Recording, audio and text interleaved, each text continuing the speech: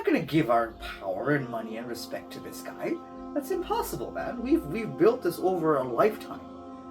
Some of them are inherited from their forefathers. And this one man comes and he what are they thinking? They're thinking he wants fame. They're thinking he wants power. They're thinking he wants to take their riches. Isn't that the normal response?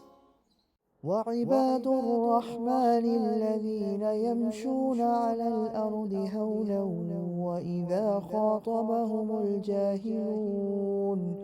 وإذا خاطبهم الجاهلون قالوا سلاما. But the other part of that is that the lie he's saying in itself is astounding. There's a lie, I didn't eat your cookie, and there's a lie, I just came back from the moon. The first one is a dumb, stupid lie. It's a very simple lie. The second one is an astounding lie. Really? Are you serious? That's what you're saying? You get it? It's an astounding lie. It's an amazing lie to say. It's unbelievable what they're saying. Maybe you didn't eat my cookie. But dude, I will never ever believe, and I can't believe that you're actually saying that to me with a straight face, that you went to the moon and back. It's an astounding lie. Iftarahu. So these are inventions that are astounding in multiple ways. You see how Allah does that with just using one word? He portrays a very, very deep meaning. And to understand the depth of that meaning, you really have to dig into the word. What does that word mean? Right? And then you combine the words together and you come up with the true meaning, the essence, the imagery of the word, the imagery of what Allah is explaining here. Ifkun iftarahu, astounding lies, astounding defamations, astounding discrediting of our gods. Really, you're saying that about our gods? That they're not true gods, and then we have to get rid of them? We're not going to do that. What are you saying? Thousands of years of belief of our forefathers, and one little man comes and says, get rid of them, we're going to get rid of them? How dare you? What gives you that kind of, that kind of guts to say something like this? You're one little guy talking to an entire nation, an entire qawm, powerful qawm. They're a little taken back. You see how Allah paints a picture? It's beautiful how the Quran does that. So let's move on. But he's not doing it by himself, and this is where that picture makes sense.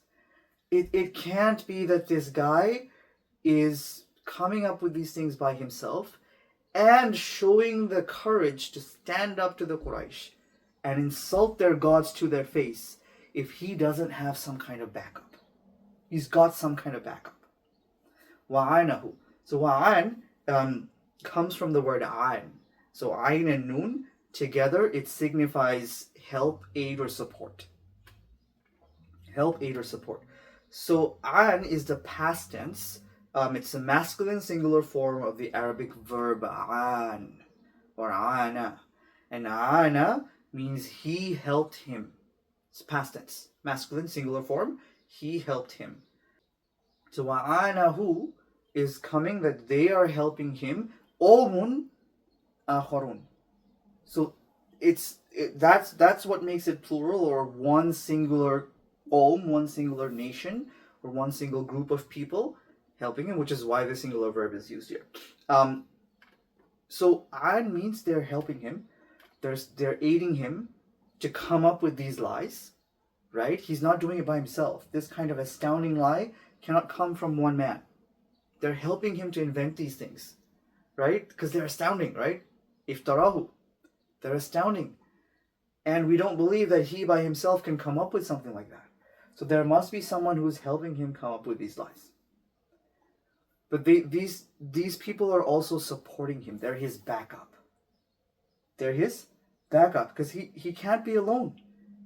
One man cannot stand up to an entire nation who have had thousands of years of belief system.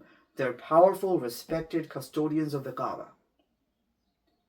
One word sent out to other nations and they will all stand up against this one man, Muhammad. They will. Because they respect the Quraysh as well. right? They're gonna really, he's disrespecting our gods. We're coming. We'll fight him. Don't worry. But so imagine this. So one man has the guts alone to stand up against the Quraysh.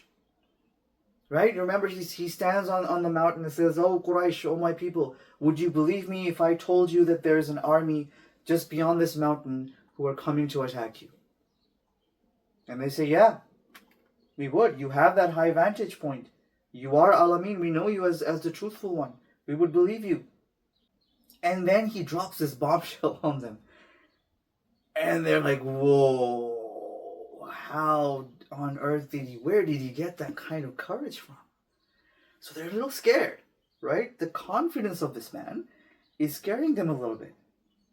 They don't want to touch him because they're thinking there's no way possible that he's defaming and discrediting and disrespecting our gods unless he has some kind of powerful ally who's supporting him. And that comes through وَعَانَهُ أَعَانَهُ, and then they say قَوْمٌ آخَرُونَ. Qawm means a nation or a group of people that are united in a purpose. That's what a qawm is, right? And generally it means tribe. But آخَرُون, akhar, if you go into that word akhar, it means other, right? So it means something other than what is here. It's something else. And from the word akhar, akhurun, akhirin, comes the word akhirah, which we know, right? It means the afterlife, the next life. It's not this life, it's some other life. Different dynamics, different physics. The amr of Allah. Right? So the akhurun, what is the Quraysh doing here? By using, they're not just saying some qawm is helping him, they're saying a qawm that is dissociated from us. They're dissociating themselves from these people. They're not from our culture, they're not from our religion, they're not from our background. We don't know who these are, but they're not people we know, especially nobody from amongst us. They're outsiders. Why? Why say that? Look at the mentality here. They're dissociating themselves so they don't lose the respect of the tribes around Makkah. They don't lose the respect of the tribes around Makkah. They don't want to do that. Right? They're saying these are people, these are tribes, other tribes people who we don't know. We don't even know who these people are. But you see the pettiness? There's pettiness in there, right? We don't know who it is. We don't know where he's getting these from. These are lies. These are invented lies. What is he doing? But who is the Quraysh saying this to?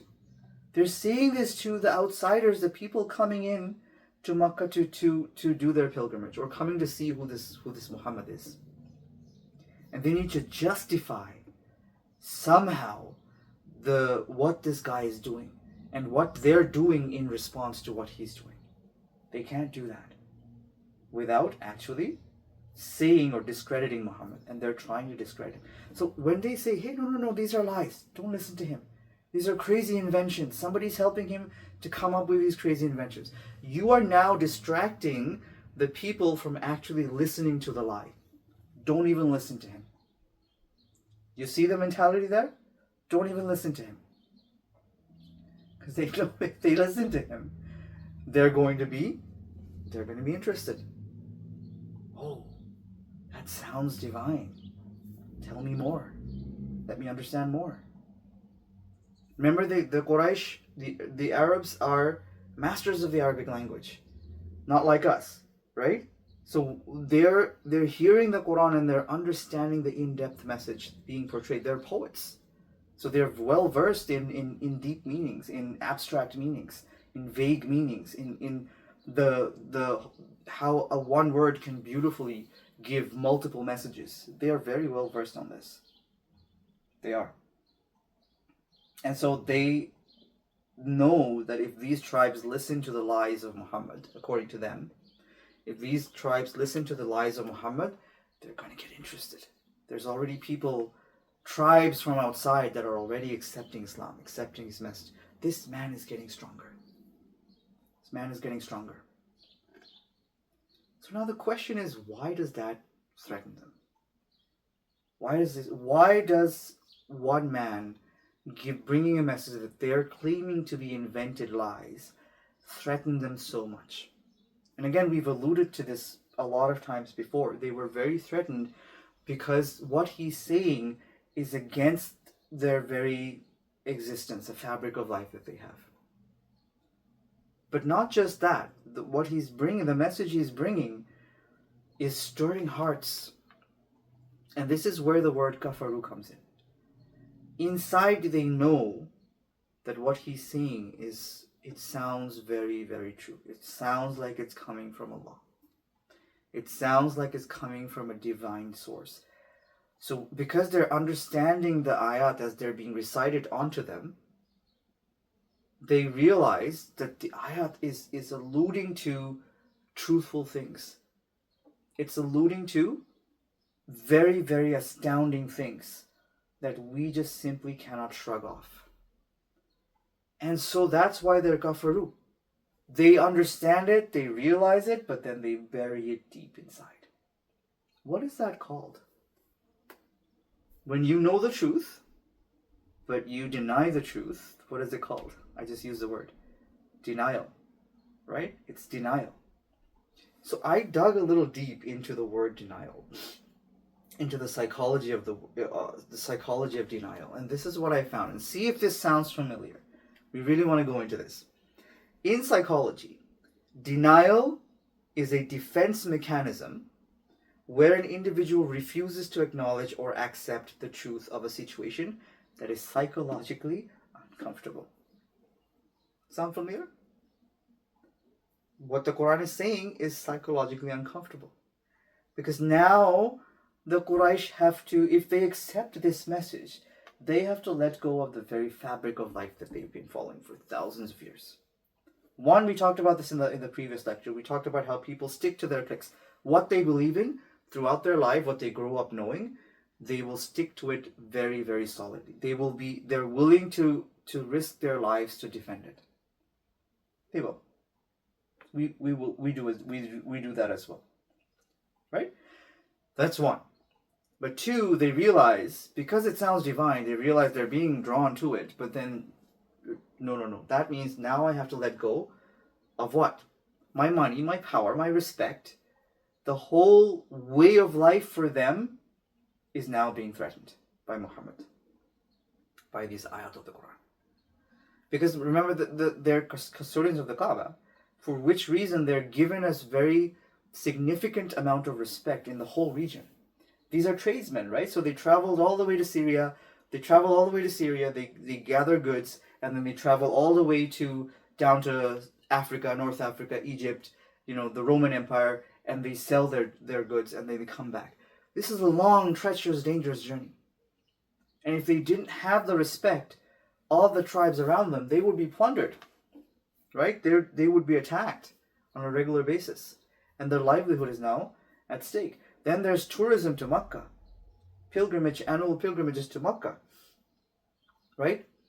People come from all around the Hijaz region to give their respect to their gods because of the Abrahamic faith that this region follows. The Islamic, the Ishmaelites is what they were called. Ishmaelites, because that religion came from Ibrahim, Ismail, and then all the way down. So they lose all that. Now the powerful of the Quraysh, the influential, the rich, they realize that if we accept this man's message, then he becomes the leader. Now we follow him and his Lord. Right? In Islam, what we do? Allahu alam, Nabi wa alam, whatever they say, I don't know nothing. That's what we do. That's what the Quran tells us to do. Follow your Prophet. Abide by my laws. The Quraysh are not willing to do that, because now they realize like we can't do any of the jahiliyat that we've been doing so far if we accept the message of Muhammad. And we're not going to give our power and money and respect to this guy. That's impossible, man. We've built this over a lifetime. Some of them are inherited from their forefathers. And this one man comes and he what are they thinking? They're thinking he wants fame. They're thinking he wants power. They're thinking he wants to take their riches. Isn't that the normal response? Right? Oh, that's what he's after. No. We're not going to give him that. We're not going to relinquish power to him or our pride or our wealth or whatever it is. We're not going to give it to him. It's plain and simple. And so they deny him outwardly. These are lies. No. That doesn't sound right. No, that's a lie. It sounds truthful, but they deny him. Right? And that's what Allah portrays in the ifkun iftarahu. These are lies. But in the word kafaru, He gives us an insight into their hearts. Who is a kafir? Where does the word kafir come from?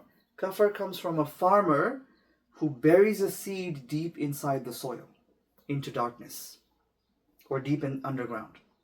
That's where the word originates from. A farmer. And Allah uses the word kafir in the Quran to describe a farmer who buries a seed. From there comes kafaru, kuffar. Right? So the idea there is someone who buries the truth, and just notice that the truth is being compared to a seed, which becomes relevant sooner than later. They bury that truth deep inside their heart. They know it's the truth, but they deny it. That's what a kafir is. That's someone who does kufur. That's what they do. They're denying it.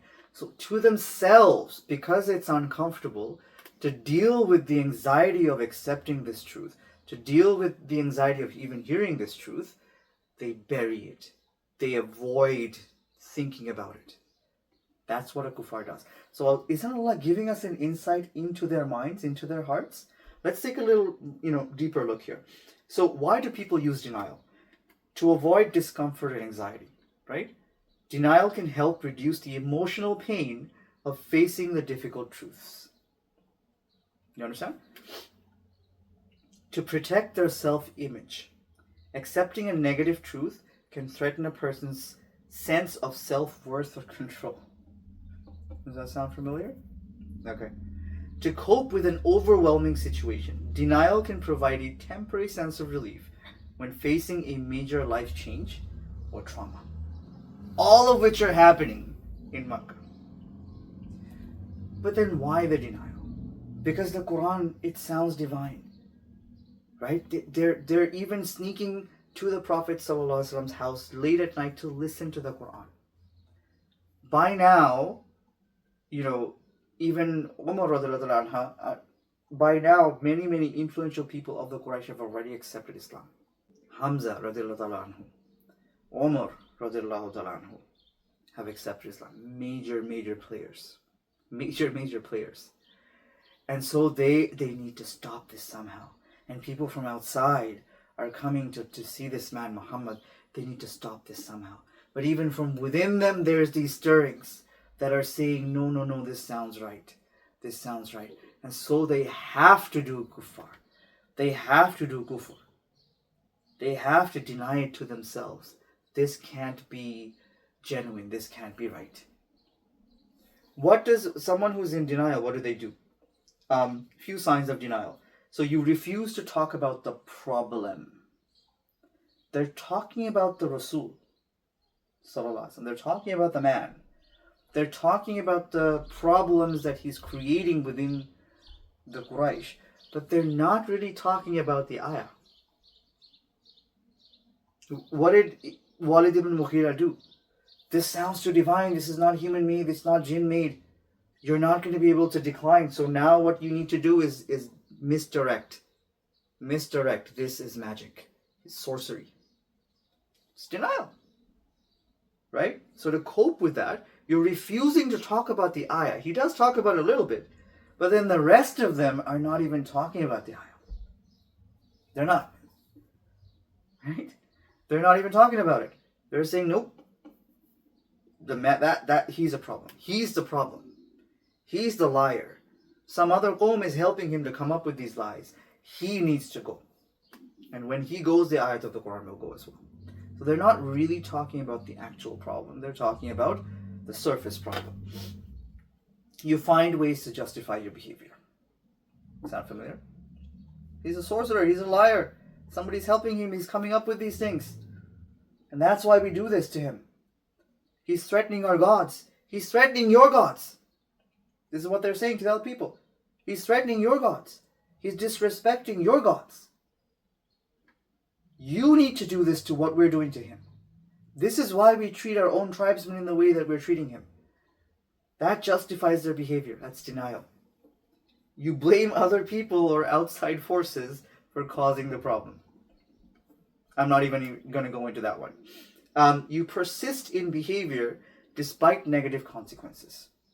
We see that in Badr. We see that in Uhud.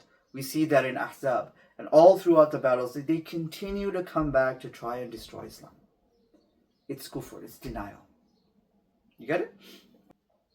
You avoid thinking about the problem. That's what they're doing. They're not really... So Walid ibn Mughira, he could have gone home and really thought deeply about it. He did, actually. Allah does tell us that in the Quran. He did think about it deeply. Not deeply enough, but then he shrugs it off. This is sorcery. And then he plots what he's going to do to shut this man down, to shut this religion down. Denial, right? So denial serves a few different purposes. First, using this defense mechanism means you don't have to acknowledge the problem. That's what denial actually is. You not acknowledging the problem whatsoever. That can't be true. No, that doesn't sound right. So, you haven't really thought about it. You haven't really looked into it. You don't even know if it's actually true or not. But right off the face of it, you're like, nah, it can't be. Second, it allows you to minimize the potential consequences that might result from you accepting the truth. Obviously. And we've talked about what those potential consequences might be. Okay, we need to pace this up. We can go deeper and deeper and deeper. We're not really going to. But so that's what they're doing. They're denying. And Allah gives that beautiful insight. Not only what they're saying, because the Rasul was there, he heard all of these things being said about him. The sorcerer, the liar, the magician, him bringing these stories, blah, blah, blah. But then he's given that insight into their hearts. Look, these people are actually very uncomfortable with the truth. They're denying it. It's a human tendency to deny things that they're uncomfortable with. Allah, even to me at least, doing tadabbur on these ayah, I've come to think that Allah somehow shows mercy to these people who are denying He uses the word kuffar. He uses kafaru. But then he's portraying a humanly nature here. Right? And he's portraying why these people are denying the message face off. It's very uncomfortable for them. They're not evil people per se. And remember, every human being, Allah is proud of His creations. When He created Adam a.s., he was proud of His creations. And He said that I am proud of this creation because they have immense potential. Immense potential. Good and bad, just so you know. Good and bad. We've seen the best of the best. As-sabiqun as-sabiqun. And we've seen the worst of the worst. Fir'aun. Modern day leaders. We see them all. The two extreme forms of what a human being is capable of doing. Mass genocide and mass bringing to the truth. Killing babies to this day and, bringing people from darkness to light. All of them are being done by this human being. And so when Allah created this creation and He kept him standing there without life for 40 years, He explained to the angels that this is my best creation. Ashraful makhlukat. My best creation. So He gives us a station above the angels who have no evil in them, who have no power to disobey Allah. He puts human beings above them, the best of his creations. And the reason for his pride in us is because of this potential and the immense ability of the human beings to balance between good and bad. The immense capacity to balance between fujuraha, to explode, the want to explode, and taqwaha, to be aware of Allah, to bring themselves back. Self-awareness, in fact, in some cases. I can't be doing this. It's not the humanly thing to do. So when Allah says they're denying the Quran, in their hearts, they can't accept it. It's overwhelming. Isn't that what we learned from the psychology of the word? Denial? It's overwhelming. It's too much to deal with. It's a temporary sense of relief. Does that mean necessarily that there is potential for some of these people, if not all of them, to accept the message of Islam down the road? Yes. Absolutely.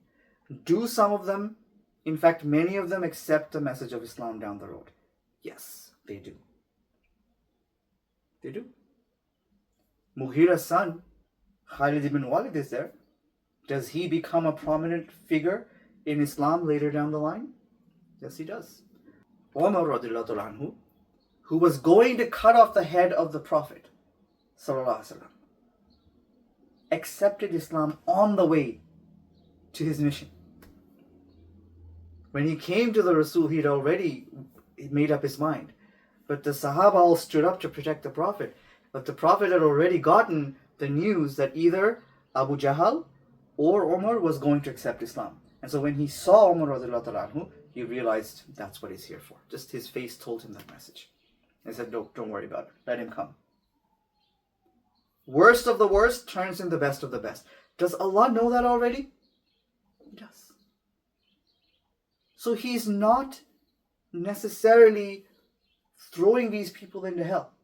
Even in reply to what they're saying, what does Allah say? He says what they're saying is zulman wa zura. Zulman wa dura. What they're saying is evil. What they're saying is dark. What they're saying is unjust. It's indistinct. It's vague. But he doesn't say this about the people themselves, because he knows some of these people are going to accept Islam. So there's a mercy in the word kafaru as well, in the way that it portrays what they're saying and why they're saying it. Okay, we need to end this ayah. So what does Allah say in reply to what they're saying? He says, zulman wa zura. What they're saying is zulman wa zura. Why is it an unjust thing to say? Why is it an unjust thing to say? Because what they're saying, these people have grown up with the Prophet sallallahu alaihi wasallam. They've grown up with this man who they labeled him as Al-Amin, the trustworthy. You don't give that label to anybody. They knew even if his enemies gave him money, he would keep that money safe and return it back to him. He didn't have any enemies, but that's what they knew this man to be. Allah calls him Sahib in the Quran, in Surah Al-Najm. Your companion. Sahib means companion. It doesn't just mean companion though. It means someone you grew up with. Someone you trust from a very young age. Someone you've known so well that you can recognize the back of their head in a crowd of 1,000 people from a distance. That's what a sahib is. Very good friend. And yet you're calling him a liar now? Now because you cannot accept the message, you're calling him a liar? You're calling that he fabricated these things? Isn't that an unjust thing to say? What they're saying is unjust. What they're saying is evil. Because now they're claiming this on the Quran. They're not even listening to the Quran. And even if they're listening to it, they're burying it, they're denying it, they're ignoring it. And so the actions that they're doing, the words that they're saying, are unjust things to do. You're doing an injustice to the Quran. You're doing an injustice to Muhammad sallallahu alaihi wasallam. You're doing an injustice to yourselves. By not letting this message sink into you, you're doing an injustice to yourselves. But not just that, then he nullifies what they're saying completely. Because these are petty things, remember? He says they're wazur. What does the word wazur mean? The word wazur in Arabic is an accusative case form. So it's likely used as a noun or adjective to describe something that is vague, indistinct, or obscure. Something that's vague, indistinct, or obscure. You're mumbling something. What are you saying, man? Or a glass that you can't really see through. You can see the light coming in, you can see figures walking, but you don't really know who's out there or what it exactly is. That's what obscure is. What's vague? Vague is ambiguous. You're saying this, you're not really sure what you're saying, you can't prove what you're saying, it's not very accurate. Somebody is helping him. We don't know who it is. We don't know their origin. We don't know what they're bringing to the table, or why even they're supporting this man. Maybe they want our power. Maybe they want our respect. Maybe they want to take over Makkah and gain custodianship of the Kaaba. We're not going to give it to them, but we don't even know who this. So the indistinct, unknown enemy helping this man. He's now the face of this enemy. We don't know who they are. What he's saying is just an astounding lie.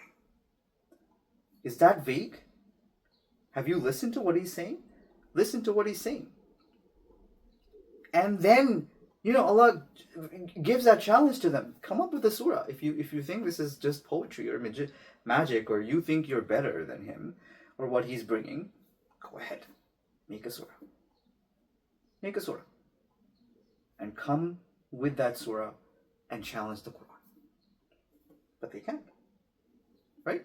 So now, threatened by losing their power, threatened by losing their respect and security in the region, they're saying anything they can to justify to these outside people what Muhammad is doing, what the Quran really is. And they're misdirecting them from actually going to talk to Muhammad. Or if they've already talked to Muhammad, they're shrugging it off, not giving it importance. It's a very well-known tactic. Misdirection. Nah, whether denial or just shrugging it off, it misdirects the attention from what is being said from the truth to the lies, to what they want to portray. Because they can't explain what the Quran is. They can't come up with it.